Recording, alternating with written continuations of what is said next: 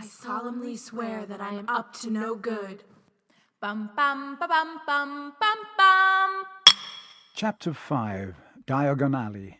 Thanks for tuning in for another episode. I'm Molly. And I'm Alex, And this this is is Potter Potter Watch. So we're on Chapter 5, Diagon Alley, and as the title says, this is the chapter where Hagrid takes Harry into Diagon Alley to buy all of his school books, and we meet a lot of important characters to this series, and that's it. And last week, the password for the episode was the Leaky Cauldron, the pub where Hagrid takes Harry to, and the entrance to Diagon Alley.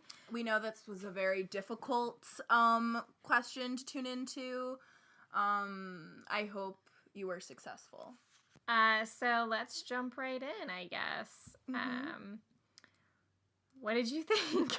So, first of all, I love this chapter. It's where things like really start to get magical, and we brought this up in the Fantastic Beasts podcast. We haven't brought it up in this one yet. How wonderful it is to have Harry to experience all of this through, along with the reader. Maybe we have talked about it in this podcast. I can't remember. But just especially with Diagon Alley, because then Hagrid has to explain everything to Harry, and we get this sort of odd experience of all of the new things that we're learning about the magical world. And I think that it does a really good job of building the world out, and like you're saying, like seeing it through Harry's eyes just gives us an opportunity to see everything fresh.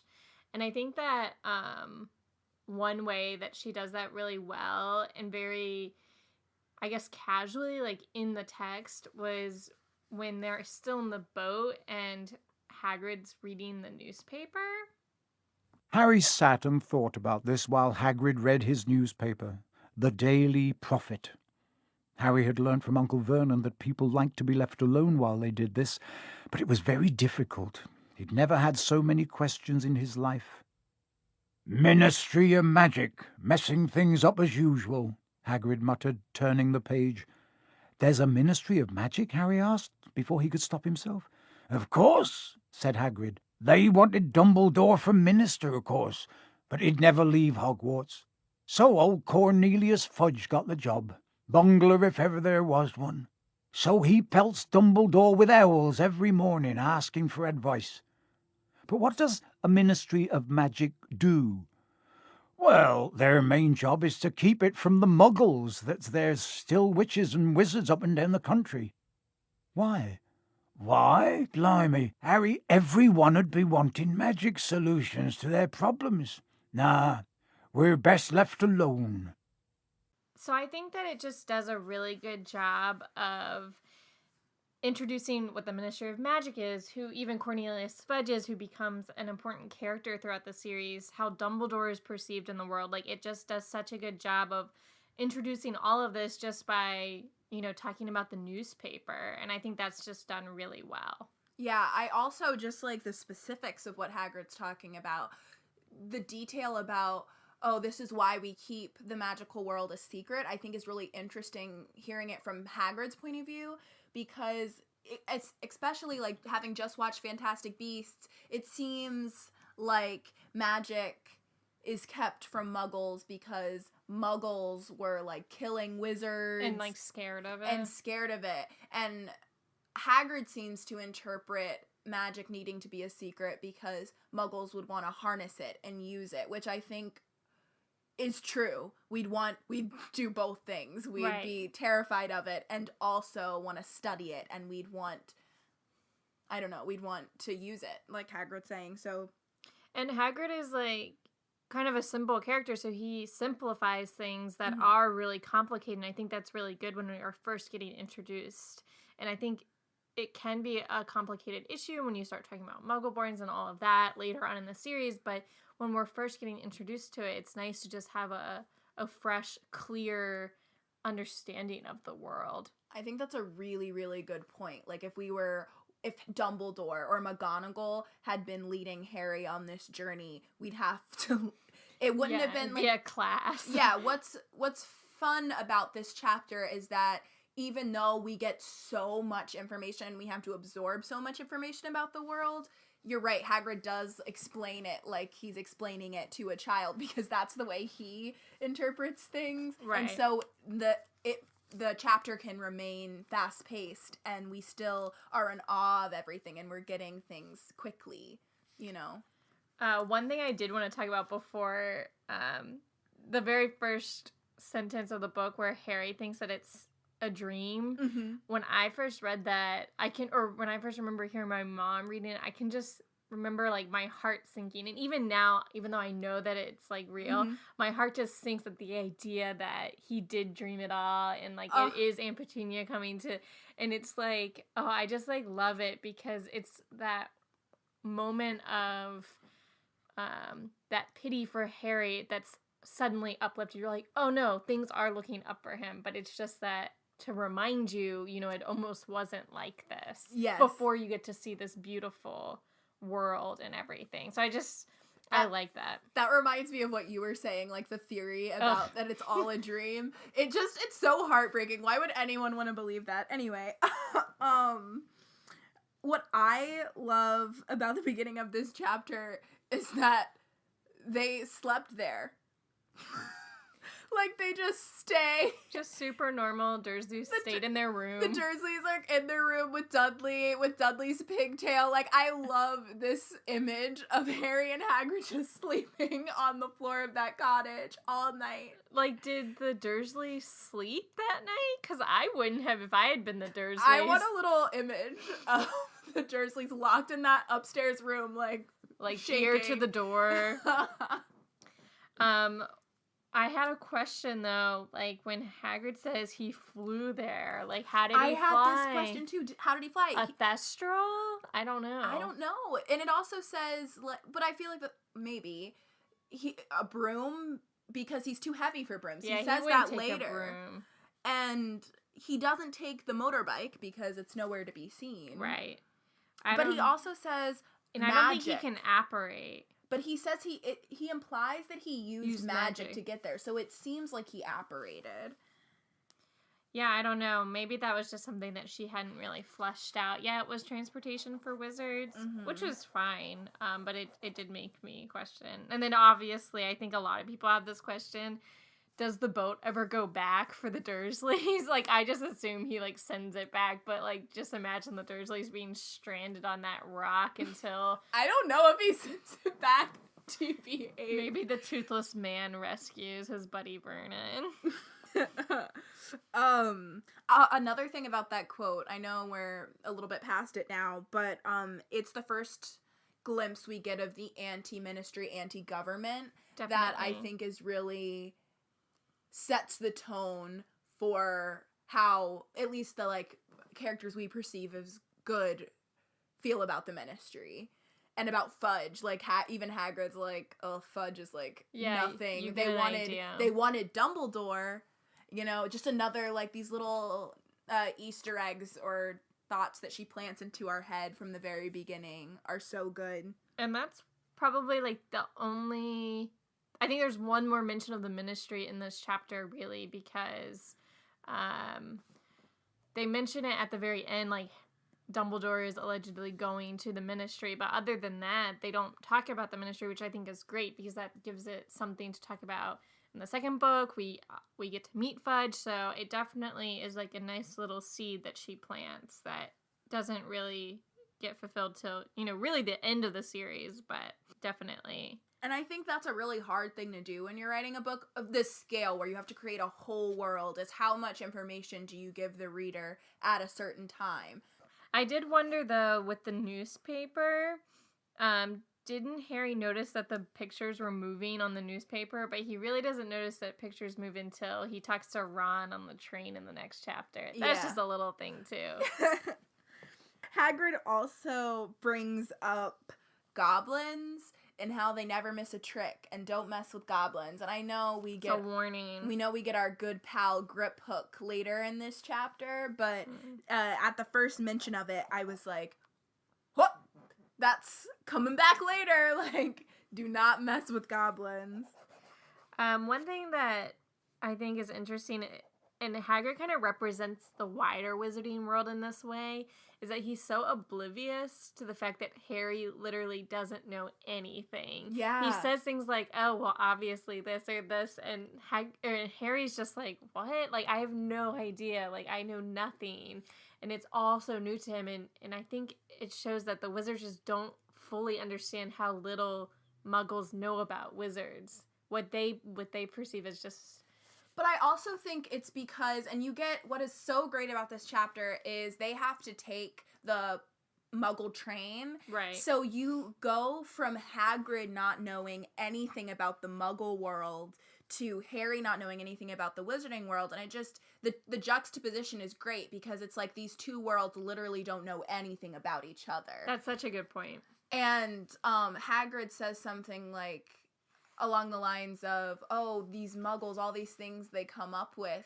And I always think it's interesting how the Wizarding world perceives all the Muggle gadgets and things like that, if you're a wizard that likes Muggles anyway. But I think it's really smart that she does that she shows us that full journey that they take. Yeah, I think so too. I think that's a really good point about how they're both living these completely separate worlds and lives. So kind of switching more towards the Leaky Cauldron and Diagon Alley in general, we get our first mention of Fantastic Beasts in this chapter when he's reading his list. Yes, and which is interesting. I had that as like a what note because what class is he using I said that the book same thing, for? but I think it's Defense Against the Dark Arts because in that class they talk about all different creatures, at least when Lupin teaches it. Yeah. So that's kind of what I was thinking. And maybe it's just general, like Miranda Hopkirk's or whatever guide to magic. Whatever that one of the grade 1. It's like general spells. So I think Standard Book of Spells, grade 1, Miranda Goshawk. Yeah. So I think it's just a general book for everyone. But I'm assuming Defense Against the Dark Arts because when they take care of magical creatures, it's the Monster Book of Monsters. Right. But I'm so glad we got Newt, and now it makes me happy because we know about Newt now. I know. I love it. Just quickly before we move on to Fantastic Beasts and where to find them, another seed she plants in this chapter is Hagrid saying, I've always wanted a dragon. Yeah, good point. Which pays off later in this book. Yeah. And Harry remembers it later, like when he's talking to Ron and Hermione about it. Yeah, I think because he's so taken aback. Yeah, he's like, you want a dragon? And I think here he might write it off as something that's like, oh, like all wizards must want a dragon. They have pet dragons. So now we're in Leaky Cauldron. Is that where you are in your notes? Or did you have something before we get to the Leaky Nope, Cauldron? I'm at Leaky. Okay. So how do they all know what he looks like? That's my biggest question. I guess it's the scar. But... I assume it's the scar, and I had the same question while I was reading, but I also think it's because he looks so much like his dad. And True. I think if I were trying to find out what this child was who saved my life, saved the wizarding world, I would look at the pictures of his dad and his mom. I would know everything about his family because that's the information that I had. But they're not, like, expecting him. I mean, this was, like, 11 years ago. How many people are really counting down, okay, so Harry Potter is going to be starting... Like, I don't know if people are that... I'm not saying that they are. I'm saying that they know what his dad looks like. So they're like, oh, this must be Harry. Because, like, Malfoy didn't recognize him later in this chapter. But that's what I'm saying. I feel like that's something the adults would do. Yeah. And also I don't feel like Malfoy's parents would be the kind of parents who would be obsessed with what Harry looked like. Unless they thought he was going to be like the next Dark Wizard, which some people, I guess, thought. But even so, why would they show Draco that? Yeah, no, I think you're making a good point. It was just something I was wondering about. But with meeting all the people at the Leaky Cauldron, I love that it builds such a small community, because these are a lot of names that we hear again, like Dito Stiggle and like Doris Crockford. And I think that that's so great. And I think throughout the series, you get to know a lot of the characters' names. She uses a lot of them, even if it's like subtle things like the Boneses. I think it just shows that the wizarding world is a very tight-knit, small community. And I think it's shown in these kinds of moments where you get these like background characters, essentially. And it's just it's so clear how much thought was put in to like these wizarding families, and keeping track of all these characters that are mentioned is insane. She must have had like a running list or something to be able to go back to them and yeah stuff. But even like when you read her autobiography and stuff, her first notes are like done on paper, and I'm sitting here like the idea of, and I like to write too, and I have this idea book that my mom gave me, and I like when I'm writing a story, I'll like write down all the characters, and I'll like do what, you know, if they have like special gifts or whatever, I'll write it all out. And that's like with a list of like 15 at most characters. So I'm trying to imagine this handwritten, like hundreds of characters, this world that she created, and it's mind-boggling. And I love that even with all of these characters that are just one-off characters, really, she just gives you at least one little descriptor, so you're able to visualize what each, which not every book does that. Some books, you know, if it's just somebody that they're meeting, they'll be like, a woman handed you this, or something like that. And kudos to Jim Dale for being able to do a different voice for every single character. Yes. We said in the first one, I just finished listening to all of them, and I was astounded. I was so impressed. I was like, every single small one little character has a different Irish dialect. Like, what was going on? It was very good. Oh, one quick note I had was Harry says, imagine if the Dursleys had been playing a trick on him or something like that. And I was just wondering what that would be if, like, the Dursleys had come up with this elaborate prank for Harry. Like, that would show that they cared more than they actually do if they're willing to put that much work in. But I also think that's part of he's so, like, he can't believe this is happening to him. Definitely. Because even for me, who had a happy life, this is, like, on a different level of joy. And so he's like, I don't deserve this. I've never deserved this kind of thing before. And it's similar to when they're talking about the flying car, when they're talking about how can muggles not see all the little magical things that are happening from day to day. Right. And the response is, oh, muggles don't see anything. Like, we reason our way out of things, and I think this is a good Harry's mental process is just like, I'm seeing it, but I can't comprehend that this is real. I think so too. So when you watched the DVD, did you ever play the bonus games and stuff? Yes. Because I always think of the brick, like having to figure out the bricks on the DVD game whenever I read or watch the first book. And I just always think about trying to like match the correct bricks for the DVD game. Just a little nerdy thing. So had Harry Potter seen it? I had the Harry Potter seen it for the second book. I think I had it for the fourth. I know we had it like memorized after like 3 rounds.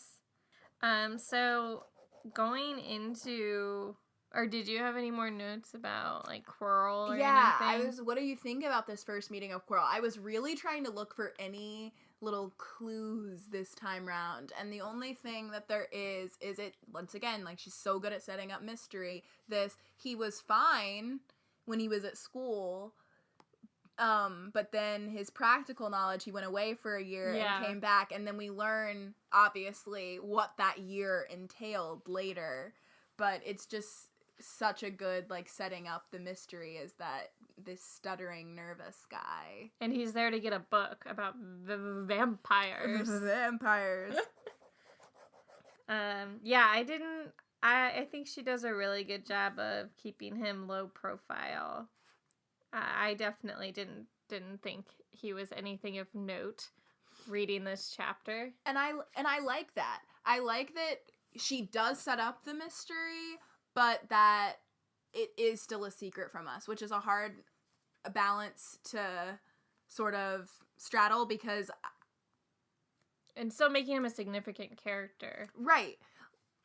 I hate it in mystery when I either can't see the trail, like if I can't look back and figure out Right. like what I missed, then something has gone wrong. Similarly, if I figure it out in the first page, something has Exactly. gone wrong. So I love the description that of Harry being introduced to Diagon Alley for the first time, and I felt like I got to feel that. So Alex and I went to the Wizarding World for the first time, well, my first time. It was my second time, but I went with my dad, who isn't a real Harry Potter fan the first time, so I pretended like this was my first time. So we went last March, and I just remember going into it, and it was like really crowded, just like it's described in the book. And well, let me play the clip first of Harry's perspective. "Welcome," said Hagrid, "to Diagon Alley."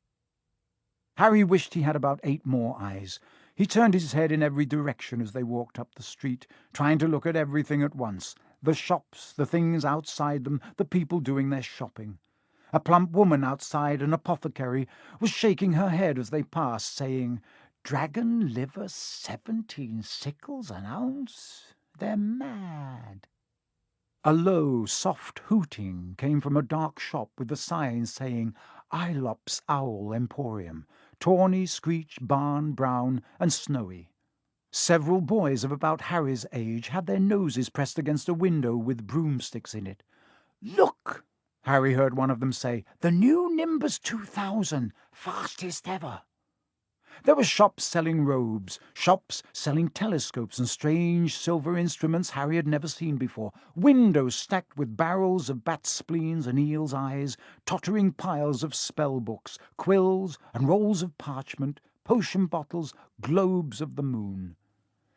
So I felt like Harry, like trying to see everything, all the different shops, and Universal did a really good job of all the detail they put into all of the little shops. Like they made them look aged, like with the paint on the walls and like. And they moved on the inside. Yeah. And it was just little things they brought up, even the ones that you couldn't go, because you can't go into every shop. Right. But the stacks of books, the little details that they put into the storefronts were just lovely.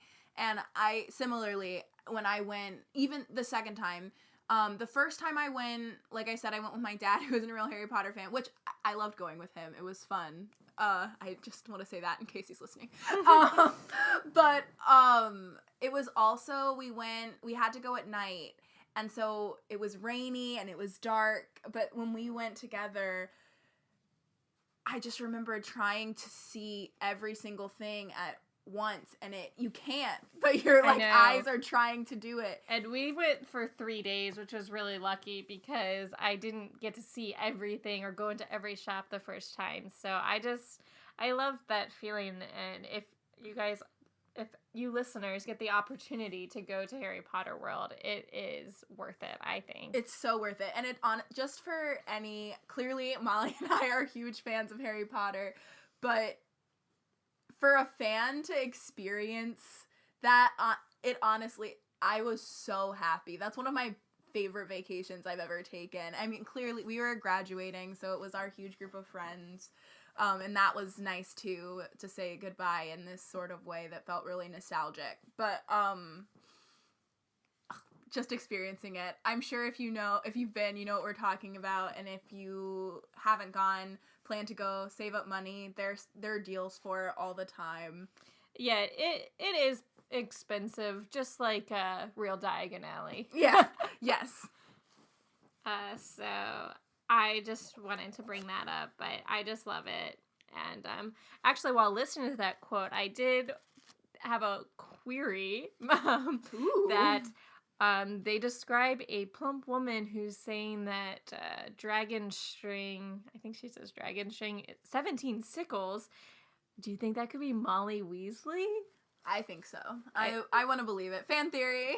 Yeah. Fanon, is that what they call it? Yeah, they Fandom often canon? describe her as a plump, and they also, obviously they don't have a lot of money, so she would be concerned about how much something costs. So I just thought maybe that was a little Easter egg, who knows, or just a coincidence. Not every plump woman has to be Molly Weasley. There's only one plump woman in the whole wizarding world. I think that's a description that J.K. Rowling just likes to use, which is fine, but I just had a thought that maybe that was Molly Weasley. Just another thing, backpedaling about this Quirrell and the rumors surrounding him. What I have in my notes is just the discussion of rumors in the wizarding world, because it is such a small society of people, and like you said, close-knit. It's hard really to get a clear idea of anything that's happening. I think they talk a lot and people spread a lot of rumors, but nobody has a clear idea about anything. We see this come back. It's all hush hush. Yeah, when in 4, when people start going missing, there are all these rumors about that, and there are rumors about he who must not be named. Like we all have this silent agreement that we don't say Voldemort's name, and nobody really knows what happened to Harry that night. I think it's really interesting, the rumors that are spread in the wizarding world and that whole concept, because the Muggle world is too big for that. We can't do that. Yeah, I think it's interesting that they all don't say his name. Like, I'm trying to think of if there's anything comparable to that. And I guess there's, like, certain words that are, like, taboo that, like, people don't say anymore. But nothing like that people are, like, people say the name Hitler and things like that. Like, no one's... Yeah, but I'm trying to think of maybe there are... Because it's so, like, the first Wizarding World War wasn't that long ago, so maybe it's because it's so fresh that you just don't speak of it. I don't know. Not, obviously it's completely different than the Red Scare, because that was, right, paranoia as opposed to... Yeah, and that's something that it was also, like, in whispers, like, are they a communist or something like that, but I can't think of, I mean, this is obviously, like, more... dramatic, not saying someone's name, but I think that was also started by Voldemort himself, because he wanted his name to be kind of sacred. And also we had a German exchange student, I remember, when I was in high school, and she was saying that in Germany you, like, don't bring up the Holocaust, and you don't speak, like, Hitler's name, like, you don't talk about it. I think somebody had, played her a video that was, like, making, like, a joke about it or something, which I don't know why anyone would do that, but they did that, and she reacted very negatively. It's like, you don't talk about it. So maybe it's that sort of thing. It's like, even though a lot of the wizarding world is anti-Voldemort, it's still something that happened within their own community. So maybe it's just something that they're ashamed of. It's like, you just don't talk about it. That's a really good point. I think that you're right, that in other cultures it's more significant not to say something or not to talk about it, whereas in America it's kind of like, oh, we talk about everything, like or we try to make light of things. Like, I think the way people cope with things is to, like, try and make jokes about it, and there's like videos, like, making fun of Hitler, and that's, like, America's way of, like, coping, I guess, whereas other cultures, like, that's very disrespectful. And when we do something wrong, I feel like we rationalize it, like when we put it in history books and stuff like that. Like, we still don't talk about, like, we still celebrate Thanksgiving the way that we do, you know what I'm saying? So I think it's just funny that we're like, oh, we don't, like, we were like, oh yeah, we don't really understand that, but I think it's, like, our cultural bias. I think, yeah, you're right, that it is a cultural thing. Okay, so another great thing that I love about these books is her ability to experiment with forms and language, and her poetry within her books, like with the Sorting Hat, which we'll see later. And now our introduction to Gringotts is this poem. Enter, stranger, but take heed of what awaits the sin of greed. For those who take but do not earn must pay most dearly in their turn. So if you seek beneath our floors a treasure that was never yours, thief, you have been warned, beware of finding more than treasure there. Yeah, so I think that is such a clever and cute. I mean, it's like cute, I guess. It's cute and scary. Yeah, cute may be the wrong word. But it's like the language is cute, and I think it's so clever and it's fun for kids. Like I like this part, and I love all the little songs that we get later. I love that as a kid. I love it now. But I actually forgot that we get this little poem here, which is why I brought it up, because it was a surprise to me, no matter how many times I've read this. Harry also, he remembers it, though, because he quotes it back to Griphook in the 7th book. The very end of it, "Thief, you have been warned." Harry has an incredible memory. Yes, I think it really resonates with him, and I think the goblins in general really resonate with him, even though he doesn't pay attention in History of Magic.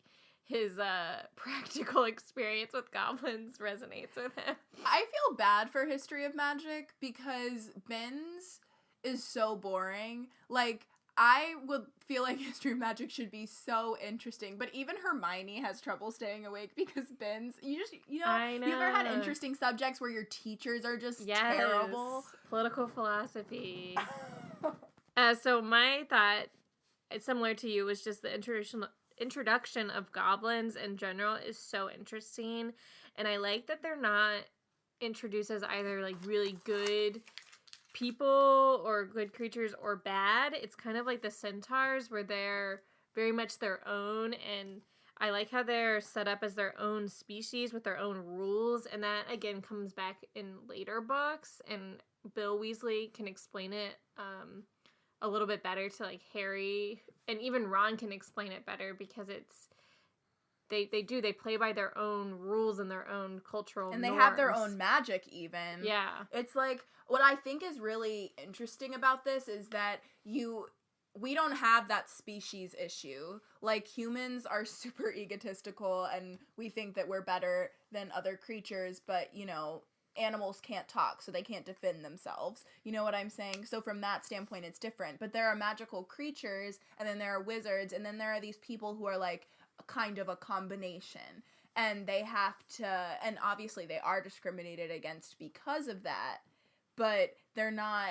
Do you understand what I'm trying to say? I get what you're saying, but I do think that she might be kind of looking at how different cultures are with each other, like how America kind of always thinks that they're better and that we have different knowledge, or even like different religions, which we don't have to go into a whole debate about that, but I do think that it could be...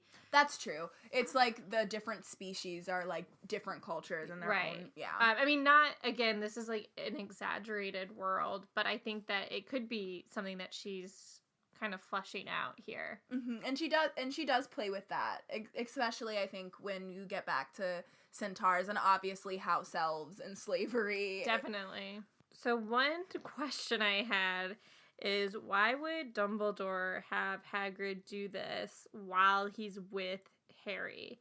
And I think when I say do this, I mean deliver the package or pick up the package. And I think that he wants Harry to find out, and I have just come up with this theory while reading it through this time, that I think that the whole purpose of the trapdoor and everything like that is to test Harry. Like, Dumbledore is testing Harry to see the kind of person he is and whether he's going to be worthy to do his ultimate plan.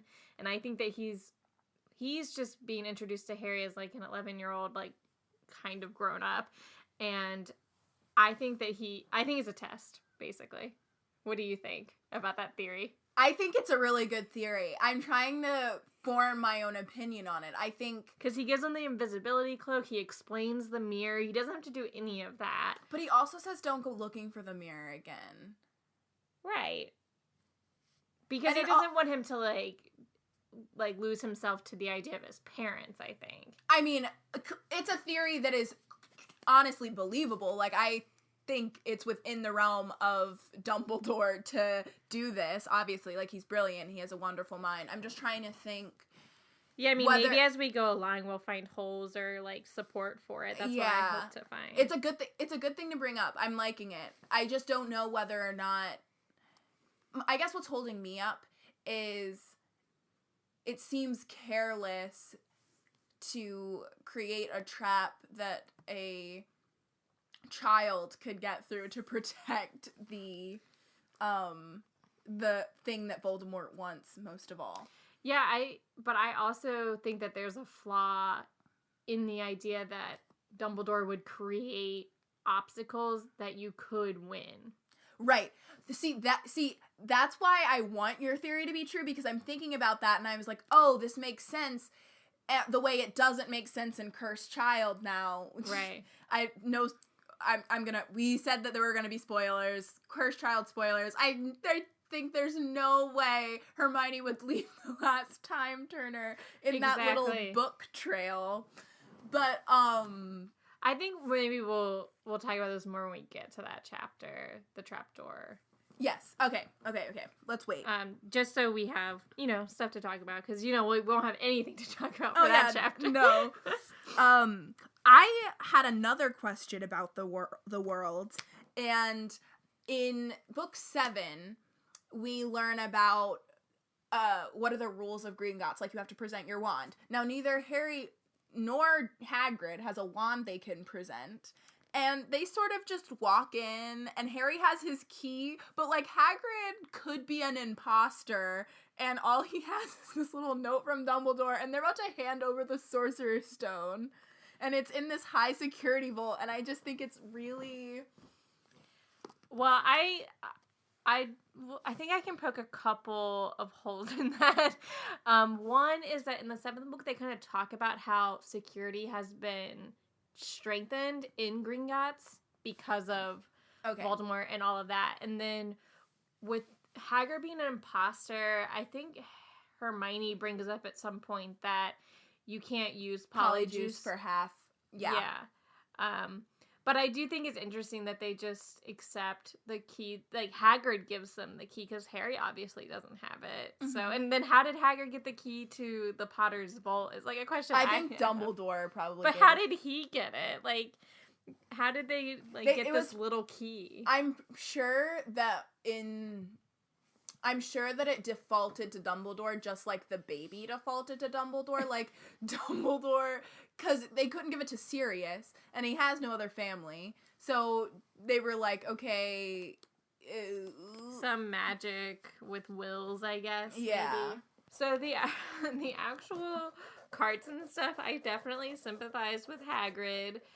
Because, like I said, we went to the Harry Potter world and we did the Gringotts ride, and I do not like rides, and I just wanted to get off of it, just like Hagrid, and I just am like, I get you, man. I love rides, and I love roller coasters, and I loved the Gringotts ride. While I empathize with Molly and her not liking of traveling in a roller coaster of any sorts, I also don't think, Molly, you're going to get on a flying motorbike anytime soon. No, I will not. Right. So why is Hagrid having such difficulty with this when he, like, rides a flying motorbike on Boost on the regular? It's like the carts. Like, you don't have any control over them Yeah, either. That's true. Like, I get it. I also have a thing with heights, which is why I wouldn't like the flying motorbike. Well, that's what I'm saying. Like, it just seems like Hagrid is, like, particularly not dealing with this. Yeah. And he is a brave, sort of person. I think his is more motion sickness and mine is more just fear of my life while I'm on rides. So a little different, but I'm, like, with Hagrid. And so another thing about the world, really quick, is how much money does Harry really have? So she sets up give me a second. Okay, so there are 17 sickles to 1 galleon.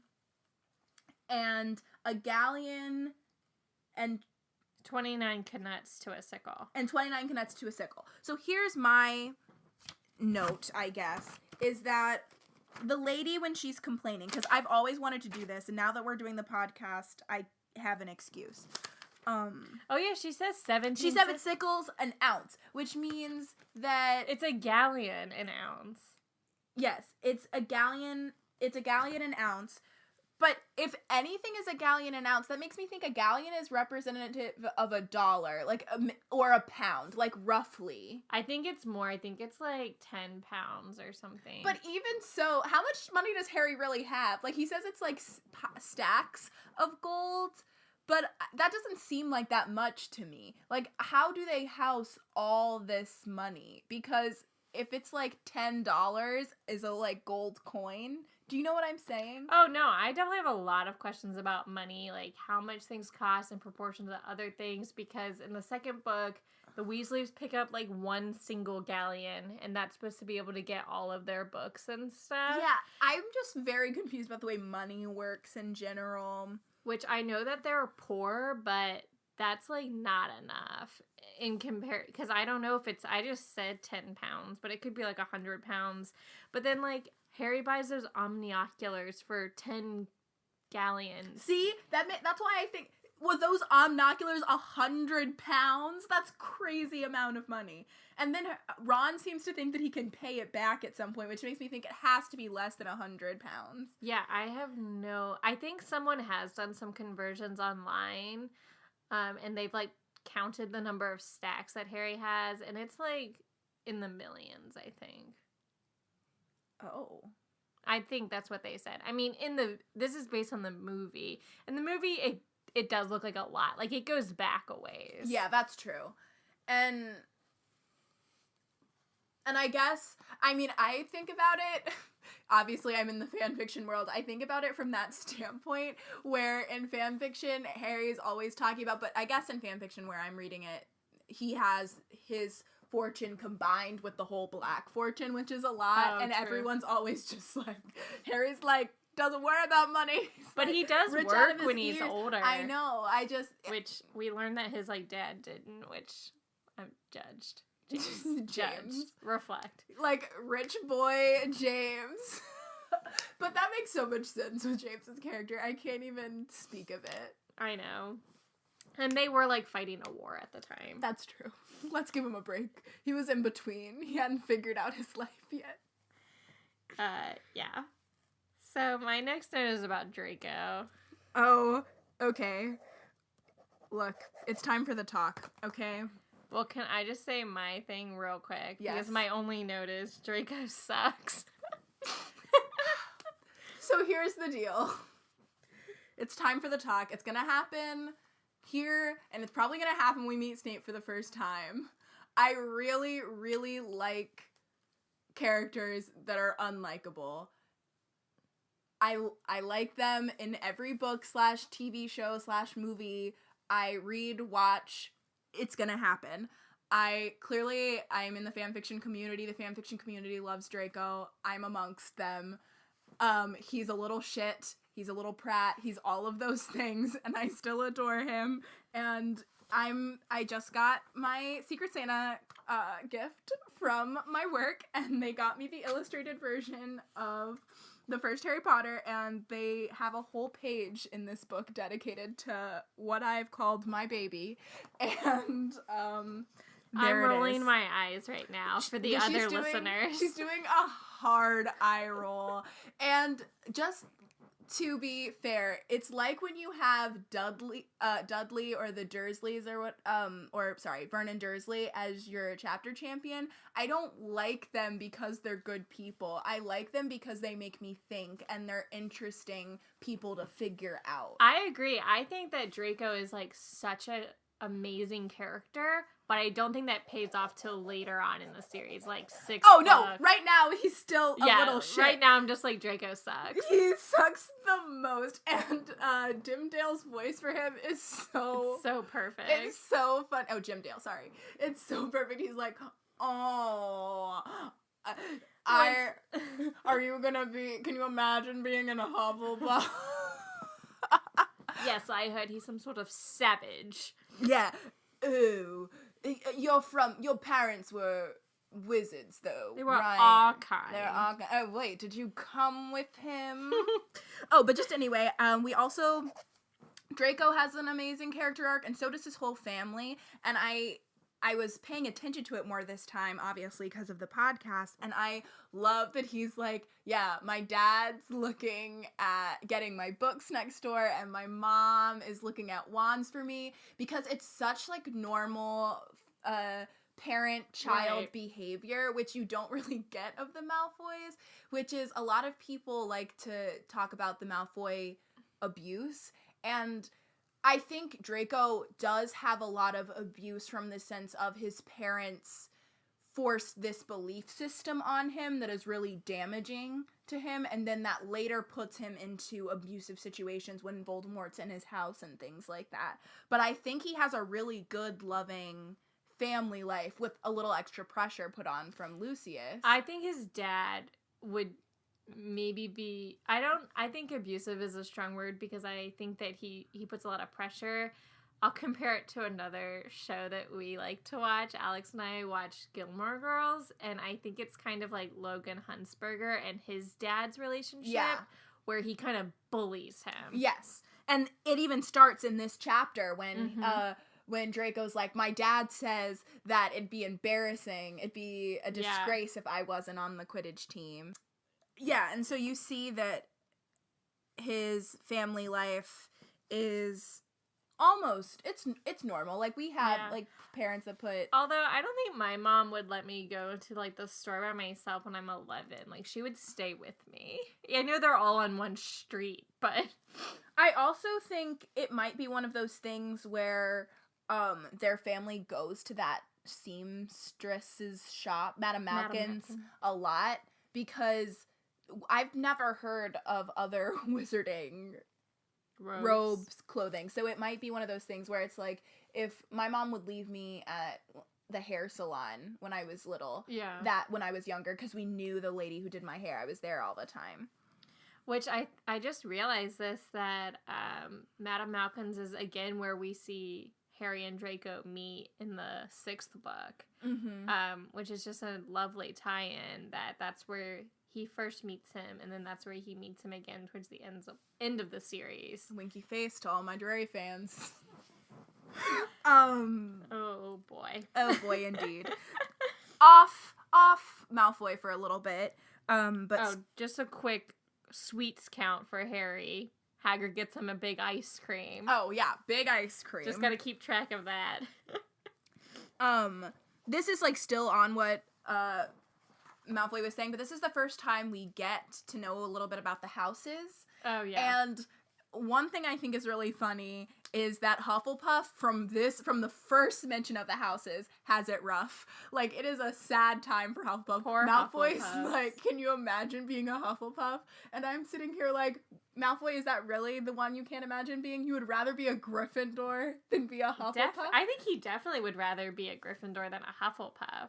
But his family is like that Slytherin, like, it just seems like Gryffindor would be more disgusting to him. I think that in terms of traits, like, Hufflepuff and Slytherin are the furthest apart. No, I agree with that, but I think that the innate, like, Gryffindor as the do-gooders of that, like, I don't know, maybe you don't have that sort of house animosity until you're in that house. I think that Slytherin and Gryffindors have always had, like, a rivalry, but I still think that Malfoy would be more embarrassed to be in Hufflepuff, because at least if he was in Gryffindor, he has, like, he can be like, I'm brave and stuff that's like that. true. Because he doesn't value the Hufflepuff traits. That's true. And the Gryffindor and and the Slytherin traits are relatively similar. Yeah. Excluding, like, some prominent differences, but their main traits are... This is amazing. Harry, and we've talked about this, about what a kind, gentle soul he is, and just his immediate defense of Hagrid just warms my heart every single time. And every time I read it, it brings, like, a great smile to my face, because this boy has known no love, but he's so loyal to Hagrid, because Hagrid's the first person that's loved him. He's known him for, like, half a day, and he's ready like, to defend I think him. he's amazing. I love I'm it. just like, Harry, I love you. And Draco's like, oh, okay. Yeah, he would never defend anyone like that. He would be like a sly defense in case he needs like wiggle room in case he needs to like go back on it. Yeah, exactly. I also think it's a cool way to get prejudice from the eyes of a child for the first time. Like this first, like, pure blood. I think it should all be within the wizarding family. I think it's interesting that we get it from Draco's point of view for the first time. Which you don't really know that it's a prejudice right then. Like, because Harry doesn't know that. So you kind of just hear it, and it gets reinforced later, which I think you're right. It's really strong. I'm adding a count on how many times someone says that Harry looks like his dad or that his eyes are like his mom's. Mother's Eyes has 2 right now. Yeah. From where we are talking in our discussion. But Ollivander. What about in the Keeper of the Keys chapter? Have you counted that? Because Hagrid says it to him in that chapter. Yeah, that's what I'm saying. We're at 1 and then Ollivander says it. So I'm at 2. No one says it in the Leaky Cauldron? I don't think so. I mean, I trust you. I don't specifically recall. I don't think anyone says it in the Leaky Cauldron. I will go back and look, and I will update on next episode. All right, so the moment I've been waiting for in this chapter is Ollivander. So when I first listened to this book... When my mom read it out loud to me, I always thought that Ollivander was a shady dude. And I just would like to present the trial of Ollivander with these couple of clips. Please stop. An old man was standing before them, his wide, pale eyes shining like moons through the gloom of the shop. Mr. Ollivander moved closer to Harry. Harry wished he would blink. Those silvery eyes were a bit creepy. Mr. Ollivander had come so close that he and Harry were almost nose to nose. Harry could see himself reflected in those misty eyes. "And that's where—" Mr. Ollivander touched the lightning scar on Harry's forehead with a long white finger. "I'm sorry to say I sold the wand that did it," he said softly. 13.5 inches. You, powerful wand, very powerful, and in the wrong hands. Well, if I'd known what that wand was going out into the world to do... He shook his head, and then, to Harry's relief, spotted Hagrid. "Well, well, well, how curious, how very curious. After all, he who must not be named did great things. Terrible, yes, but great." Harry shivered. He wasn't sure he liked Mr. Ollivander too much. He paid 7 gold galleons for his wand, and Mr. Ollivander bowed them from his shop. Yeah, so I'm just saying that we're not supposed to like Mr. Ollivander because Harry doesn't. And as a 7 or 8-year-old, when I was listening to this the first time, and we got to like the last chapter, and it says, and it wasn't Quirrell, and it wasn't, it wasn't Snape, and it wasn't even Voldemort. My mom asked my sister and I, "Who do you think it is?" Like, trying to get us to guess who it was before we got to the next chapter.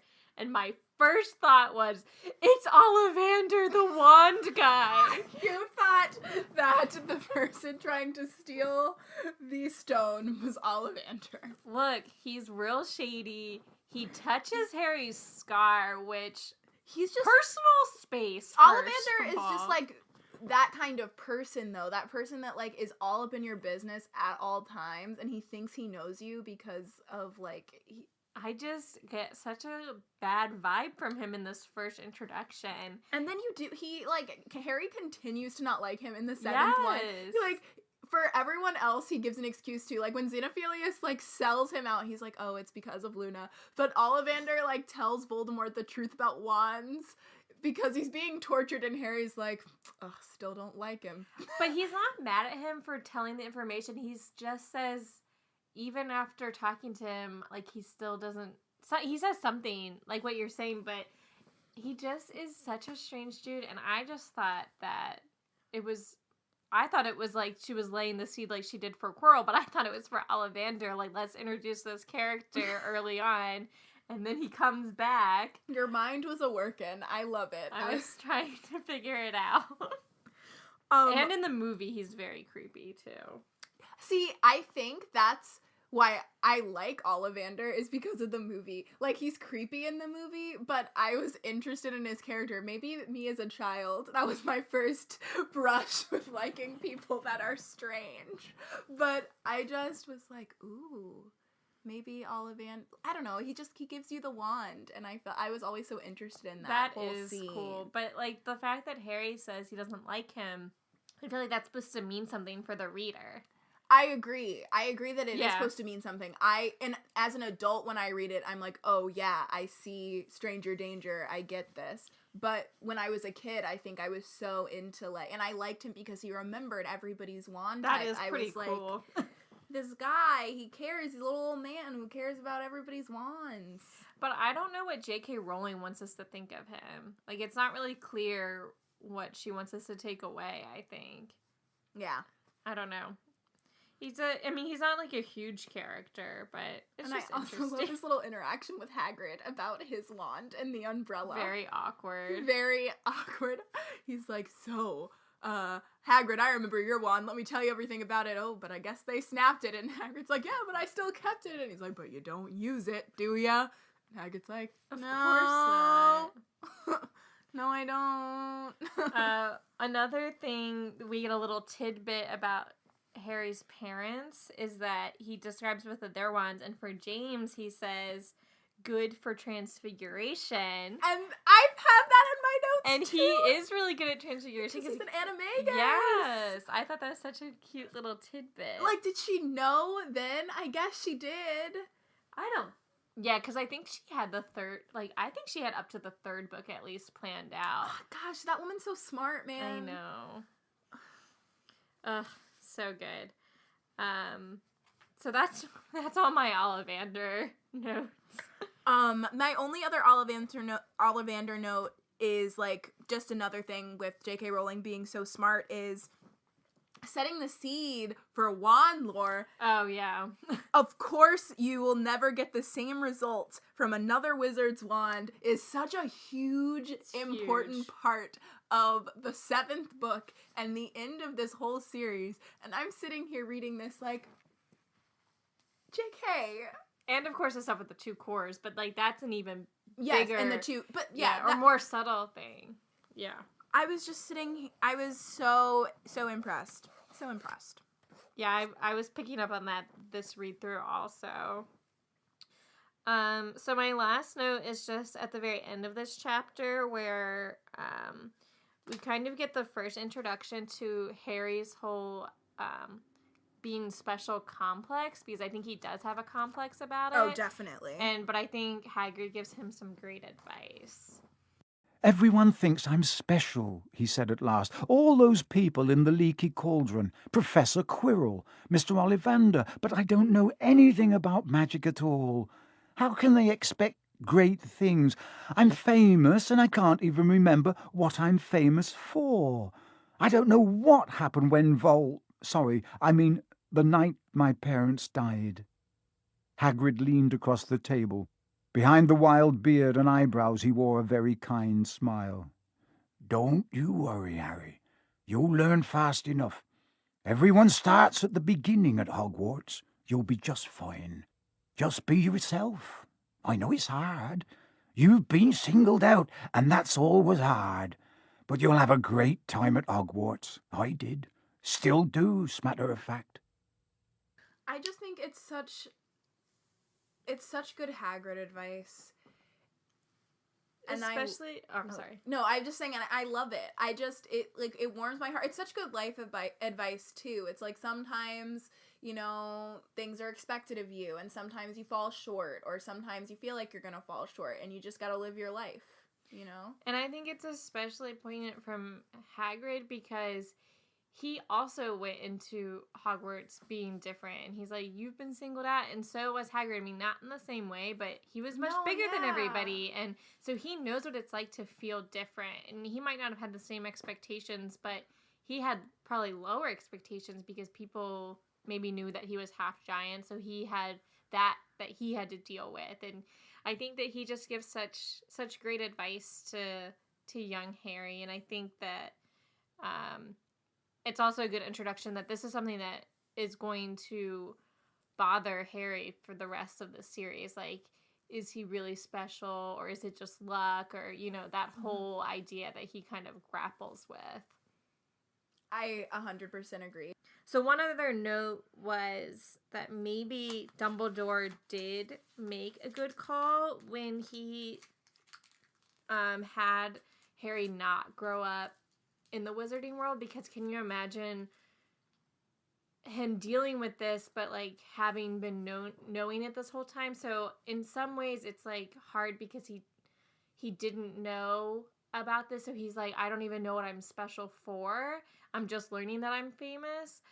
But I think that's a good thing that he didn't know why he was famous. I always agreed that it was wonderful that he grew up not knowing about magic and not because I think growing up. Well, I don't think it's wonderful. I think it's really sad that he missed out on all that. No, I'm sorry. Wonderful was a bad word. I think it's really smart of Dumbledore. Yeah, I think he made the right call there. I just don't think that the way he was treated in the Dursleys should have been overlooked. No, definitely. But I do think it was the smart choice to have him not grow up knowing magic. Because you imagine, like, every small little thing that he did, he'd be scrutinized. He might become an obscurus. I don't know. Like, it would just be really a lot of pressure. Just like Draco deals with. And I think it reminds me of, oh my gosh, I'm bringing up Cursed Child so much. It reminds me of, like, Albus is under a lot of pressure to be, you know, like, everybody thinks Albus is a squib or that he doesn't have a lot of good magic because he has so much pressure because, one, his dad is Harry Potter, and two, he was named after some great wizards. That's, like, a pretty big jinx. But, yeah, so I think it's just... in that way, Dumbledore did make the right call. And I just think that this quote maybe showcases that a little bit. Yeah. Just my last note, just to end on a, like, silly note, I always forget that Harry, after this magical, wonderful birthday that he has to go back and live with the Dursleys for a month. Ugh, the Dursleys. Like, in the movies, he just goes... yeah, right from... which is nice. But he has to go and live with the Dursleys again, and I think it's sad. That's all. I'm glad you brought up the Dursleys, though, because I meant to bring this up in the 3rd chapter when we were talking about the letters from no one. And this is just a funny personal story. So I work with a child with autism, and I was reading the first book out loud to him. And the main thing that he took away from the whole book was the fact that the Dursleys wouldn't give Harry his letters. And he was very upset with that. And one day, he got upset with me because I was telling him he couldn't do something, and he called me a Dursley, and he did not know how much that hurt me. He obviously didn't fully understand what he was saying to me, but it was so funny that he just held on to that. You're a Dursley. Didn't care about Voldemort, but the Dursleys were his biggest villain because they kept that letter from Harry. That's amazing. So I just meant to tell that anecdote in the last one, but now you get it here as a little extra tidbit. Just a little glimpse into the Molly world. Yeah. So are we ready to name our chapter champion and our reading rat? I am ready.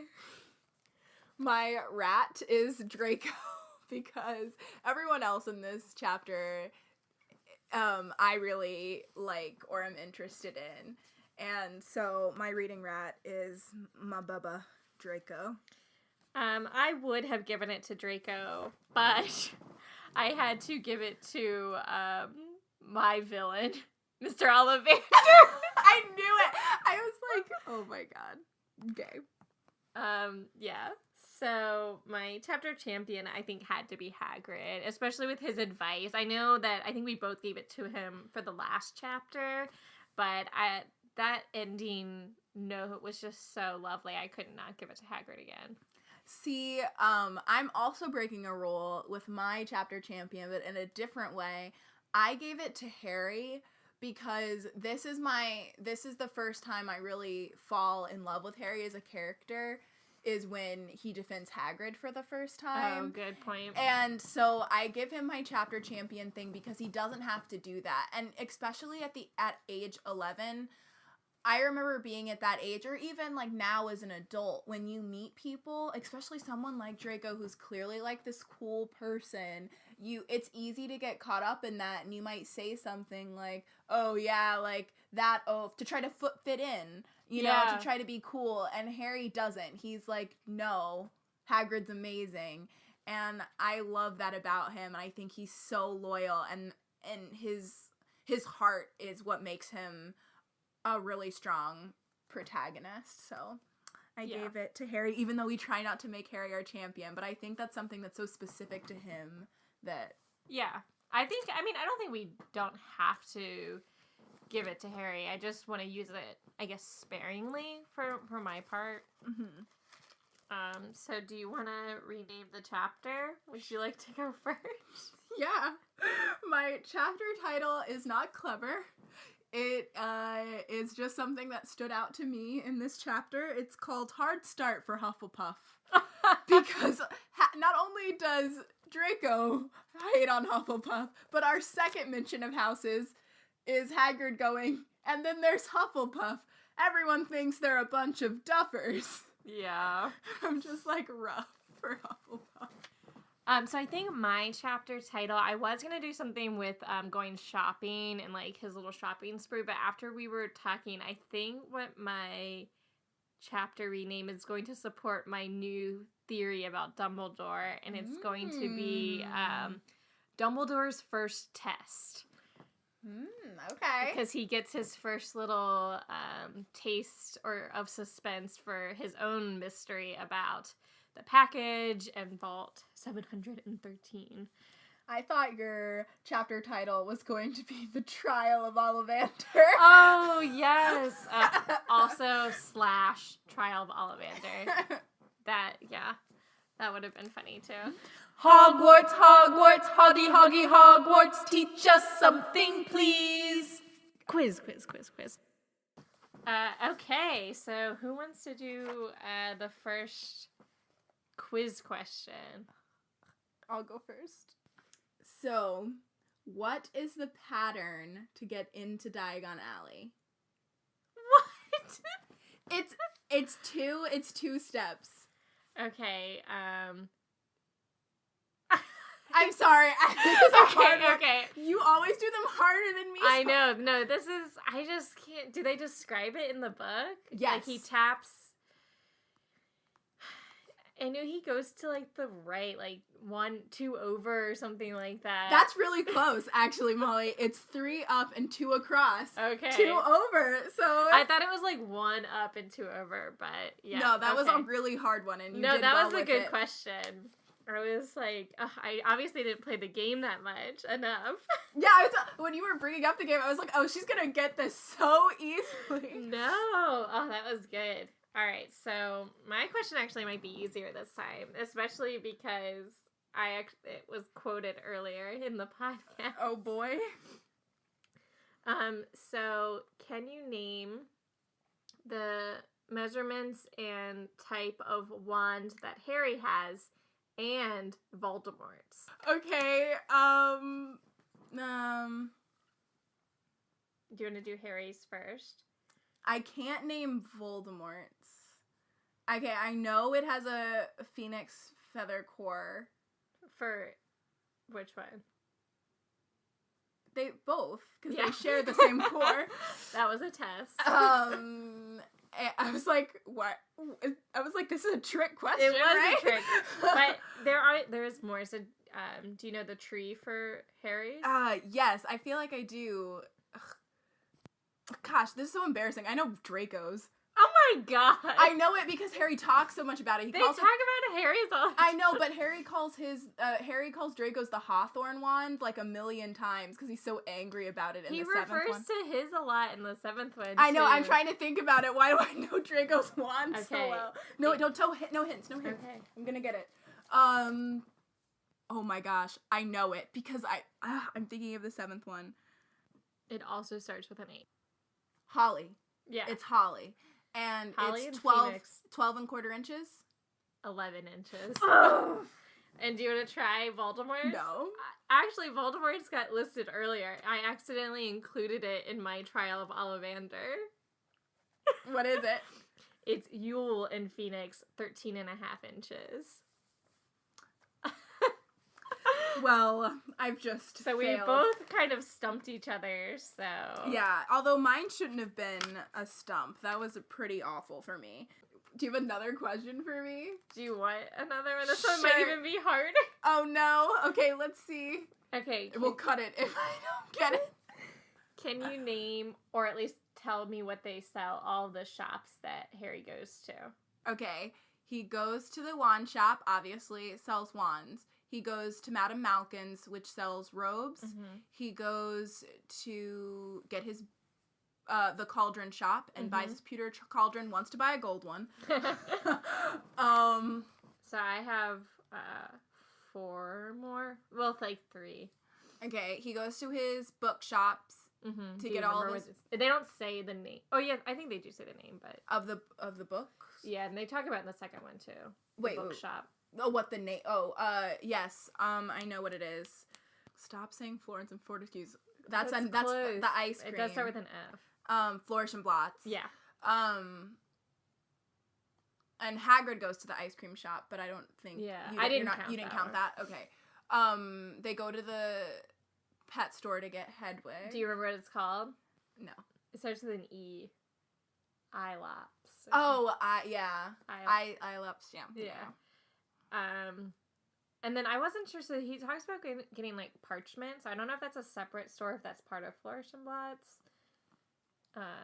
And then the last one was just the apothecary.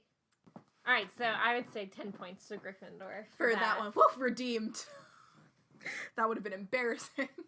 That was going to be my other question. Actually, my third question, just in case you had one of those, was the conversion from sickles and canettes to galleons. But we already talked discussed about that. it, so, good thing I had some spares. Yeah, also that would have been a bad one because I was so... I know. I was so, like, on the money. I was... On the money. Hey! Alright, so the last thing we have to do before we say bye to this very long episode of Potter Watch is rate the chapter, which we have been forgetting to do. Yeah. I give this chapter 100 points to JK. Wow.